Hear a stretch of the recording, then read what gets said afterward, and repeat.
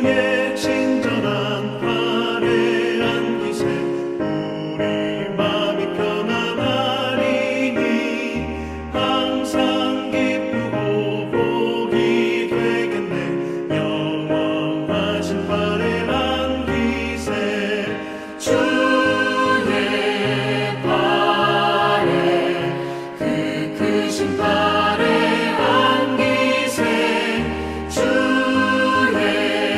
팔에 영원하신 팔에 안기세 날이 갈수록 주의 사랑이 두루 광명하게 비치고 천성 가는 길 편히 가리니 영원하신 팔에 안기세 주의 팔에 그 크신 팔에 안기세 주의 팔에 영원하신 팔에 안기세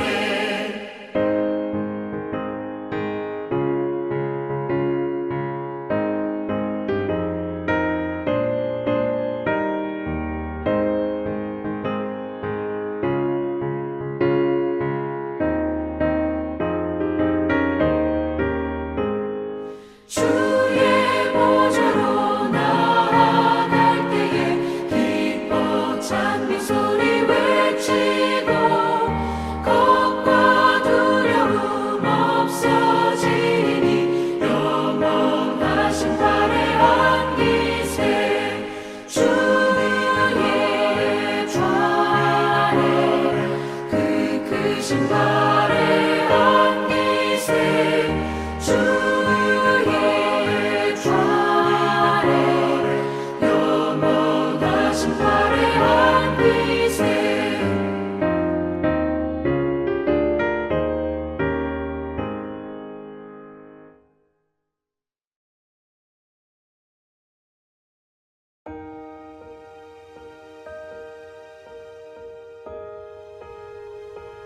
그 아이가 자라매 하루는 추수꾼들에게 나가서 그의 아버지에게 이르렀더니 그의 아버지에게 이르되 내 머리야 내 머리야 하는지라. 그의 아버지가 사환에게 말하여 그의 어머니에게로 데려가라 하매 곧 어머니에게로 데려갔더니 낮까지 어머니의 무릎에 앉아있다가 죽은지라. 그의 어머니가 올라가서 아들을 하나님의 사람의 침상 위에 두고 문을 닫고 나와 그 남편을 불러 이르되 청하건대 사환 한 명과 나귀 한 마리를 내게로 보내소서. 내가 하나님의 사람에게 달려갔다가 돌아오리이다 하니 그 남편이 이르되 초하루도 아니요 안식일도 아니거늘 그대가 오늘 어찌하여 그에게 나아가고자 하느냐 하는지라. 여인이 이르되 평안을 비나이다 하니라. 이에 나귀의 안장을 지우고 자기 사환에게 이르되 몰고 가라. 내가 말하지 아니하거든 나를 위하여 달려가기를 멈추지 말라 하고 드디어 갈멜산으로 가서 하나님의 사람에게로 나아가니라. 하나님의 사람이 멀리서 그를 보고 자기 사환 게하시에게 이르되 저기 수넴 여인이 있도다. 너는 달려가서 그를 맞아 이르기를 너는 평안하냐 내 남편이 평안하냐 아이가 평안하냐 하라 하였더니 여인이 대답하되 평안하다 하고 산에 이르러 하나님의 사람에게 나아가서 그 발을 아는지라. 게하시가 가까이 와서 그를 물리치고자 하매 하나님의 사람이 이르되 가만두라. 그의 영혼이 괴로워하지만은 여호와께서 내게 숨기시고 이르지 아니하셨도다 하니라. 여인이 이르되 내가 내 주께 아들을 구하더이까 나를 속이지 말라고 내가 말하지 아니하더이까 하니 엘리사가 게하시에게 이르되 내 허리를 묶고 내 지팡이를 손에 들고 가라. 사람을 만나거든 인사하지 말며 사람이 내게 인사할지라도 대답하지 말고 내 지팡이를 그 아이 얼굴에 놓으라 하는지라. 아이의 어머니가 이르되 여호와께서 살아계심과 당신의 영혼이 살아계심을 두고 맹세하노니 내가 당신을 떠나지 아니하리이다. 엘리사가 이에 일어나 여인을 따라 가니라. 게하시가 그들보다 앞서가서 지팡이를 그 아이의 얼굴에 놓았으나 소리도 없고 듣지도 아니하는지라. 돌아와서 엘리사를 맞아 그에게 말하여 아이가 깨지 아니하였나이다 하니라. 엘리사가 집에 들어가 보니 아이가 죽었는데 자기의 침상에 눕혔는지라. 들어가서는 문을 닫으니 두 사람뿐이라. 엘리사가 여호와께 기도하고 아이 위에 올라 엎드려 자기 입을 그의 입에, 자기 눈을 그의 눈에, 자기 손을 그의 손에 대고 그의 몸에 엎드리니 아이의 살이 차차 따뜻하더라. 엘리사가 내려서 집안에서 한 번 이리저리 다니고 다시 아이 위에 올라 엎드리니 아이가 7번 재채기 하고 눈을 뜨는지라. 엘리사가 게하시를 불러 저 수냄 여인을 불러오라 하니 곧 부르매 여인이 들어가니 엘리사가 이르되 내 아들을 데리고 가라 하니라. 여인이 들어가서 엘리사의 발 앞에서 땅에 엎드려 절하고 아들을 안고 나가니라. 할렐루야.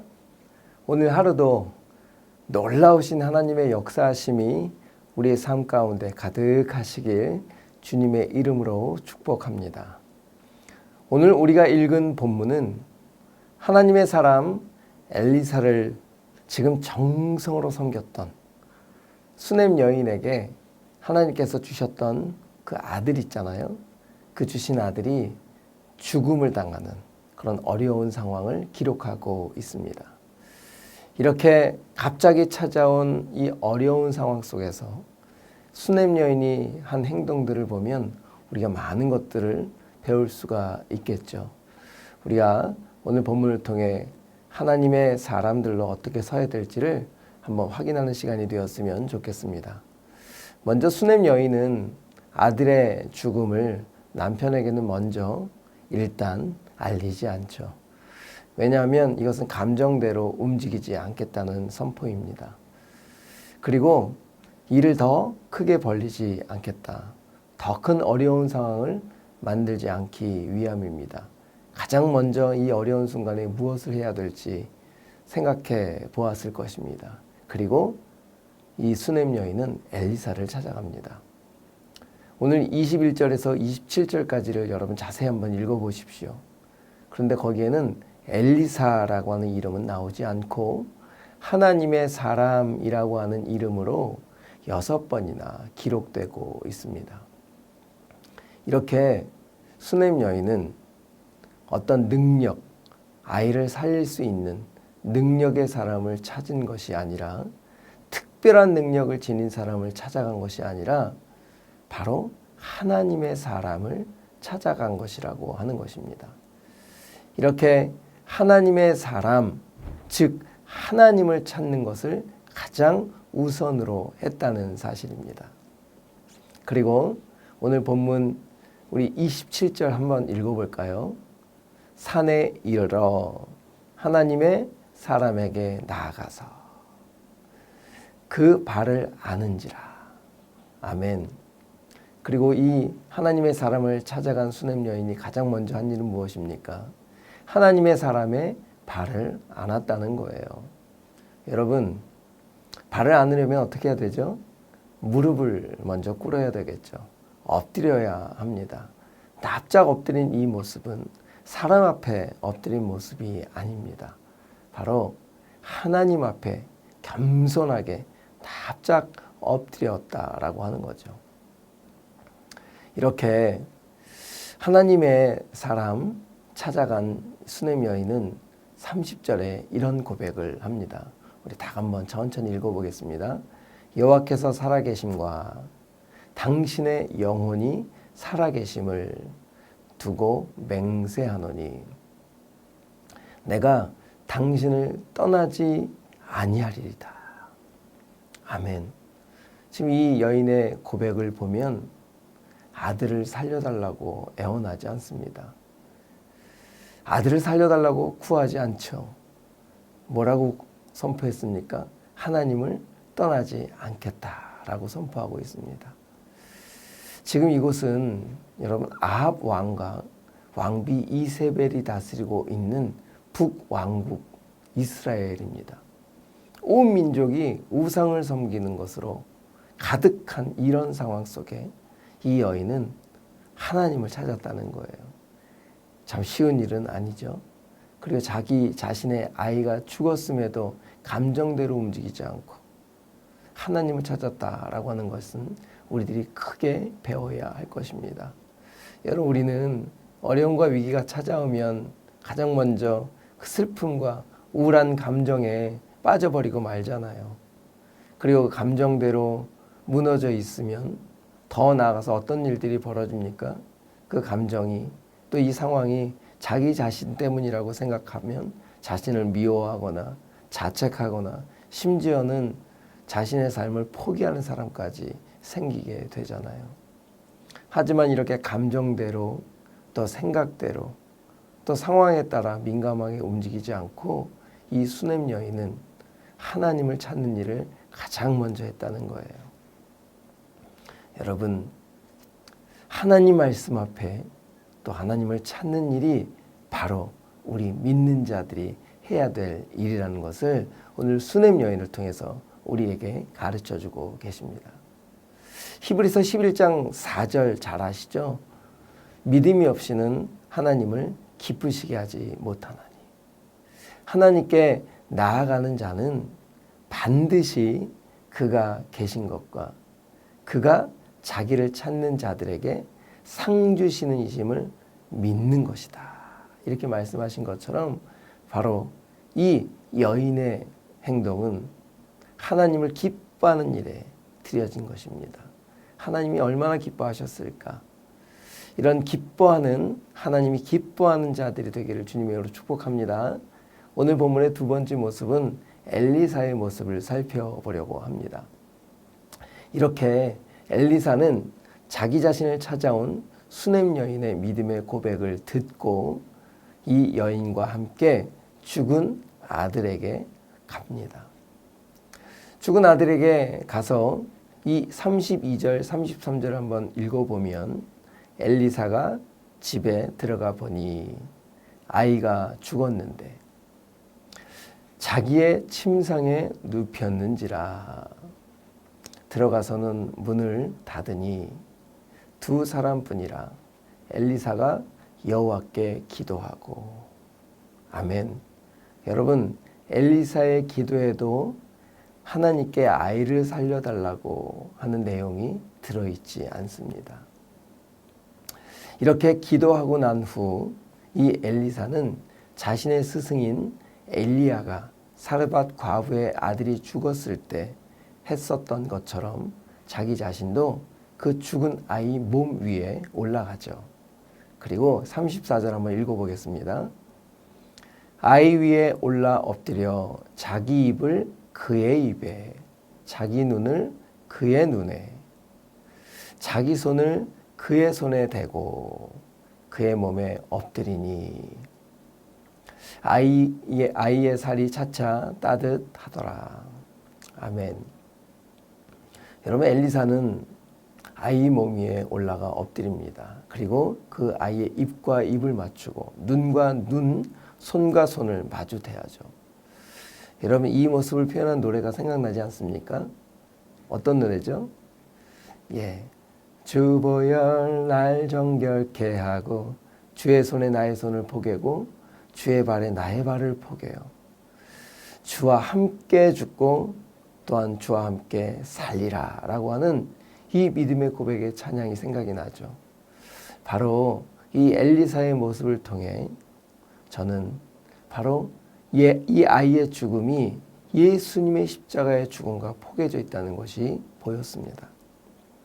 그리스도와 함께 포개져 이 아이는 죽었고 이제 죽은 이 아이 무덤에 머물러야 하지만 그 아이는 예수 그리스도 부활의 생명으로 다시 살아나게 될 것입니다.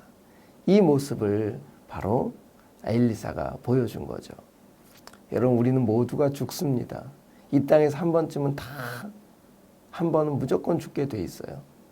이런 속에서 우리는 희망과 소망을 잃지 않고 우리를 영원히 살게 하는 부활의 생명이신 우리 하나님 앞에 엎드릴 때에 우리는 놀라운 부활의 생명으로 살아나는 기적을 맛보게 될 것입니다.